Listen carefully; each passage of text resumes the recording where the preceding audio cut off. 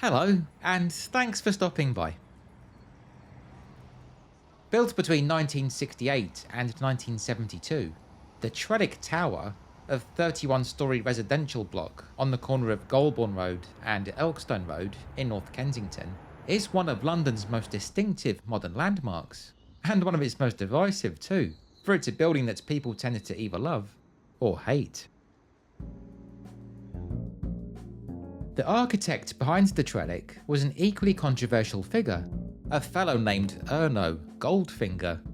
And yes, there is a James Bond connection, more of which later. And this isn't the only example of Goldfinger's work in London, as his association with the city dates all the way back to the 1920s. He even designed his own house in Hampstead. In this video then, I'd like to share the story of Erno Goldfinger with you, and look at how his life in architecture culminated with the creation of this 20th century icon.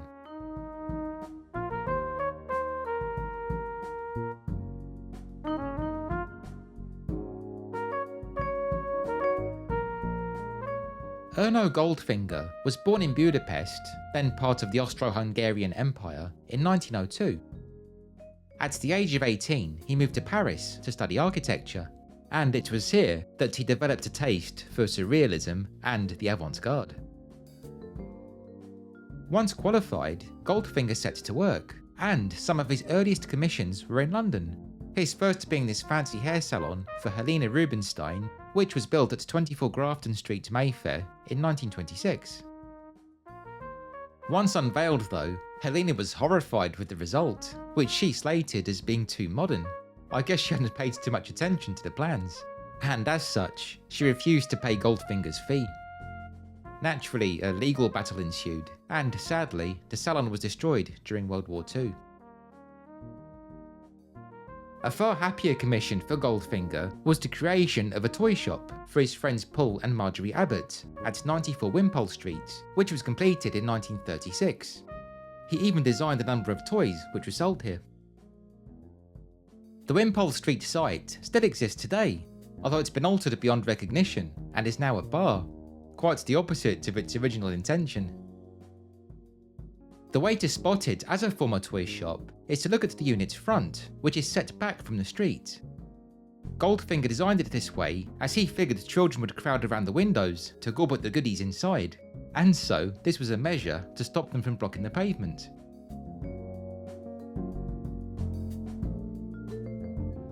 Another hair salon followed in the 1930s at No. 2 Golders Green Road, which is still largely intact, although frustratingly, as you can see here, the building was covered in scaffolding when I popped by to film it. So here's an old Google Street View image instead.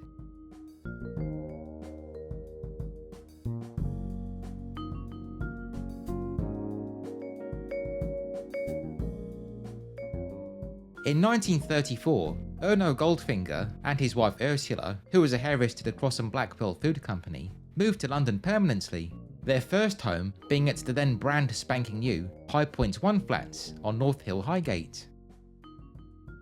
These flats, which it must be said still look fresh today despite being over 90 years old, were designed by Goldfinger's friend Berthold Lebetkin, who, amongst many other things, was famous for designing the penguin pool at London Zoo. Whilst living at High Point 1, Goldfinger set to work on his next project, that being to design a custom-made home for his own family at 2 Willow Road in Hampstead. And it would be this enterprise that would truly seal his reputation as a man who courted controversy. Looking at 2 Willow Road today, it can be difficult to appreciate just how modern it would have appeared in the 1930s, an uncompromising design plonked right amongst the Victorian terraces. Unsurprisingly, getting it built proved incredibly difficult. Goldfinger's first plans were rejected by the council in 1936, and a group of residents from the Hampstead Heath Protection Society launched a campaign to oppose the Willow Road construction, one of their main objections being that a row of derelict cottages would have to be demolished to make way. The go-ahead was finally given though, and the Goldfingers moved here in 1939, just weeks before the outbreak of World War II. Erno Goldfinger lived and worked here until his death in 1987, soon after which Ursula handed the property to the National Trust, meaning it's now open to the public as a museum. If you're interested in paying a visit, which I'd highly recommend as it's like a time capsule inside, then I'll leave a link in the description below.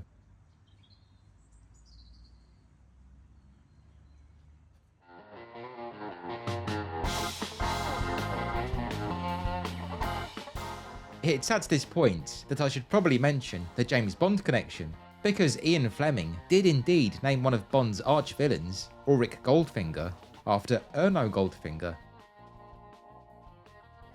Legend has it that the author, being a Hampstead resident, was disgusted with 2 Willow Road, and so christened his baddie with the name Goldfinger as an act of revenge. In truth though, the story is a little less dramatic. Fleming did indeed live in Hampstead, but that was when he was a child, many years before 2 Willow Road was even a glimmer in Erno's eye. What really happened was that he once played a round of golf with John Blackwell, a cousin of Erno's wife, Ursula, and that's how he came to hear of the Goldfinger name. Fleming thought Goldfinger would make a cracking title for a villain, and let's be honest, he was right, and so didn't hesitate to use the name in his novel Goldfinger, which was published in 1959. That's not to say though that it didn't kick up a stink. Erno quickly gained wind of his nefarious namesake, and he was furious. This had been anticipated, as Fleming's publishers had looked into the architect and, quote, discovered quite a bit, none of it's very pleasant, and all of it's made us unusually wary. This being in reference to the fact that Erno Goldfinger had a reputation for being a notoriously stubborn man with a savage temper. Although on balance, I should say perhaps that I once met someone who knew Erno, and they claimed he was charming and very friendly. So maybe the truth is somewhere in between. Erno Goldfinger took legal action, but was soon pacified when it was agreed that the book, and any promotional material, would make it crystal clear that the fictional character was entirely unrelated. When the film version was released in 1964 though, Erno had to put up with countless prank calls to 2 Willow Road, with anonymous jokers chuckling away down the line as they cracked Sean Connery impressions and sang the opening bars from Shirley Bassey's theme tune.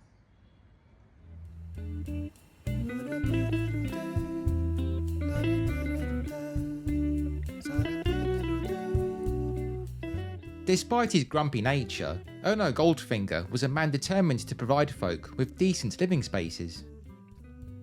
In 1941, as bombs rained down on London, he wrote, "Cities can become centres of civilization where men and women can live happy lives. There is no obstacle but ignorance and wickedness."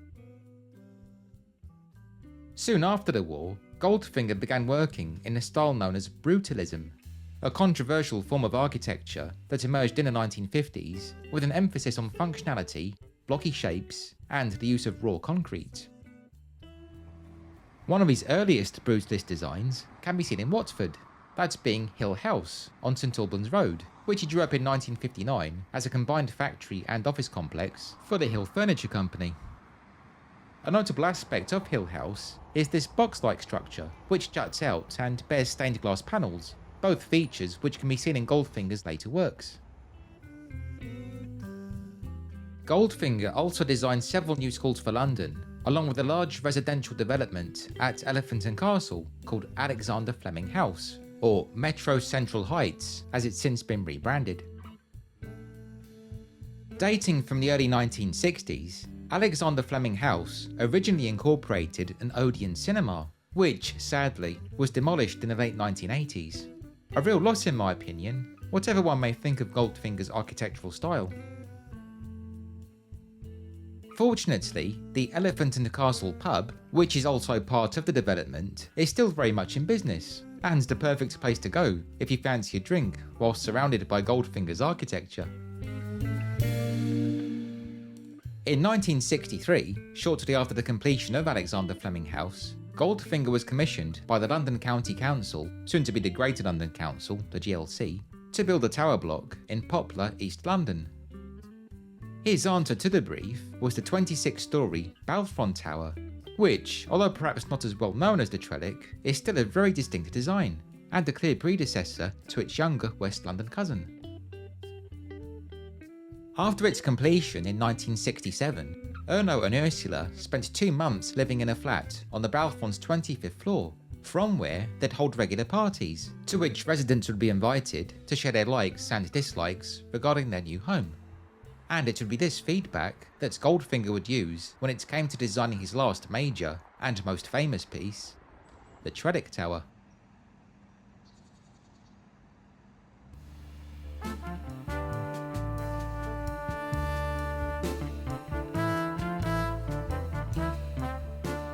Erno Goldfinger's first conception of the Trellick Tower was sketched in pencil on a sheet of butcher's paper in around 1966. His task being to create a tower block for North Kensington's Cheltenham estate, which was earmarked to replace an area of slum housing sandwiched between the Grand Union Canal and the line into Paddington. You can see the area as it appeared in those days in the 1967 film Bedazzled, starring Peter Cook and Dudley Moore, part of which was filmed on Southam Street, directly opposite where the Trellick Tower now stands. In the film, it's here that the Devil's London headquarters are located. With the cost set to come in at 2.4 million, about 35.5 million in today's money, the project was given the go-ahead by the GLC, and work on the Trellick Tower commenced in 1968. Even by this point though, the effectiveness of residential tower blocks was in serious doubt. Despite initial optimism for these so-called streets in the sky, it had soon transpired that many such towers were poorly constructed, as demonstrated by the deadly Ronan Point disaster, which had occurred in Canning Town in 1968, and that, with their long wind-swept corridors and isolated poorly lit stairwells, many blocks were becoming hotbeds of crime and antisocial behaviour. Nevertheless, Erno Goldfinger pushed ahead with his vision and attempted to combat such problems by using quality materials, including cedarwood and marble, and encouraging a community feel by creating shops at ground level, 3 laundrettes, a children's play centre, and a clubhouse for elderly residents, which was in the room jutting out above the main entrance. As with his earlier Balfron Tower, the service areas, including rubbish chute and plants room, were kept separate in their own distinct tower, and adjoined to the main block by regular covered walkways.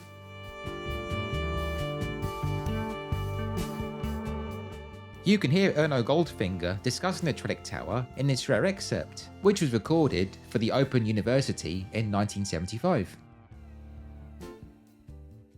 At various levels there are tank rooms and pump rooms for firefighting and also for distribution of water. All the water has to be pumped. Now all this is isolated from the dwellings. There are bridges which connect this service tower to the dwelling core. These bridges sit on rubber pads and there's no sound transmission from one to the other. Perhaps most importantly of all, Erno was adamant that the Trellick should be served by concierge, as a means of maintaining security, more on which in a moment. And as for the name Trellick? Well, there's no way of knowing for sure, but it's possible Goldfinger may have taken the name from a small village in South Wales called Trellick, although that's spelt a little differently, Trellech. This would make sense though, as the Trellick's older cousin, the Balfron, shares its name with a village in Scotland. But if you have any other theories, please do be sure to let me know in the comments. Despite all of Goldfinger's efforts, the Trellick Tower began to experience serious problems from the very moment residents first moved in 1972.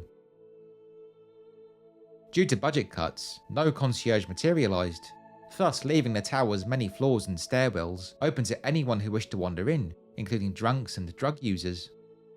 On Christmas Eve 1972, the Trellick's very first Christmas, vandals smashed a fire hydrant on the 15th floor, sending water cascading down. The resulting flood led to a miserable festive power cut, which lasted for 4 days. The children's play centre soon closed, due to both vandalism and a lack of organisation, whilst certain moronic individuals thought it would be fun to lob glass bottles, cans and flower pots from the upper levels, the crashing down of these dangerous missiles becoming a regular occurrence. Rubbish was strewn in the main entrance hall, along with graffiti slogans including "Punishment Block," "Alcatraz" and "Abandon Hope, all who enter here." Communal areas reeked of urine, and the lifts, described by some as metal coffins, were frequently unlit or out of order altogether. Before long, the council had relegated the Trellick to a dumping ground for the most problem families, and so bad was the unrest there, it's believed the tower inspired J.G. Ballard's dystopian 1975 novel, High Rise, in which the residents of a similar block turned violent on one another. The Trellick gained further notoriety in 1982, when, on the 3rd of June that year, a parachutist named Frank Donnellan thought it would be fun to base jump from the tower. His chute failed and he plummeted to the ground. Another illicit activity, albeit a far less dangerous and far more productive one, was carried out at the Trellick when, during the early 1980s, its roof was often used to house the antenna for the popular pirate radio station, the Dread Broadcasting Corporation, aka the DBC.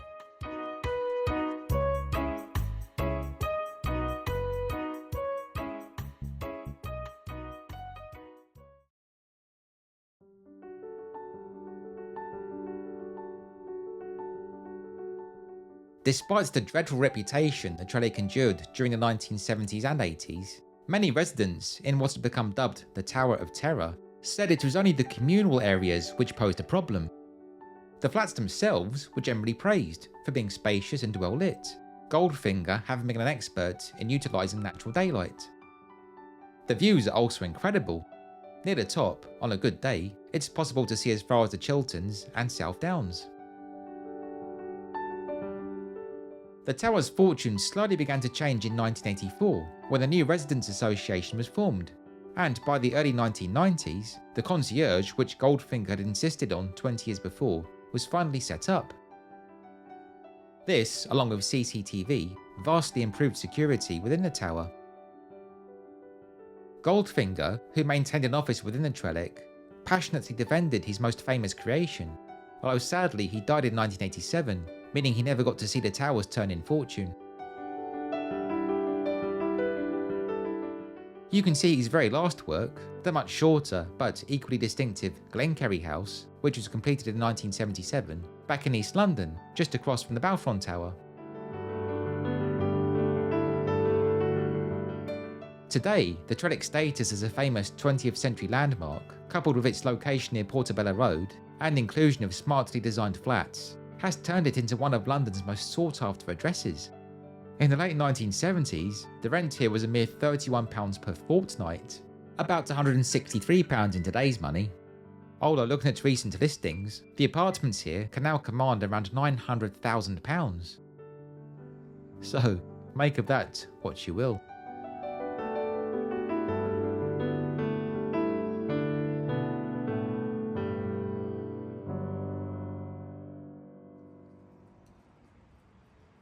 No doubt thanks to its unique look, the Trellick Tower has appeared in many films, television shows and music videos over the years. So to finish, here's a montage of clips, which are filmed both inside and outside the block. There will certainly be more examples though, so if you know of any, please do be sure to let me know in the comments.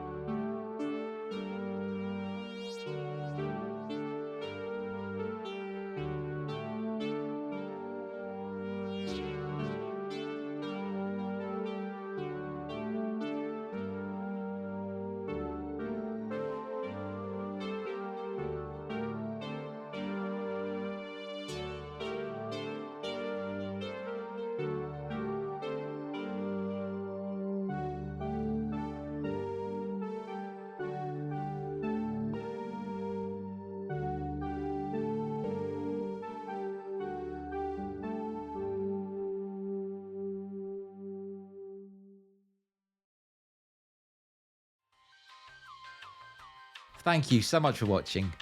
I hope you enjoyed this look at Goldfinger and his Trellick Tower. What do you think of his architectural style? Do you love it or loathe it? A divisive question, I'm sure. I'm anticipating a very lively debate in the comments. If you haven't yet subscribed to Rob's London, then I'd appreciate it very much if you could please consider doing so, as this, along with clicking the bell icon to receive notifications, would ensure that you don't miss out whenever I publish a new video. Plus, of course, it'd be wonderful to have you along. If you're feeling extra generous, you can also support my work with a tip via either my Ko-fi account, which I'll link below, or the YouTube thanks button, which appears as a heart icon beneath the video. Any such financial donations are of course greatly appreciated, and they really do help go towards creating content. Anyway, on that note, thanks again for watching friends. Stay well, and please be sure to stay tuned.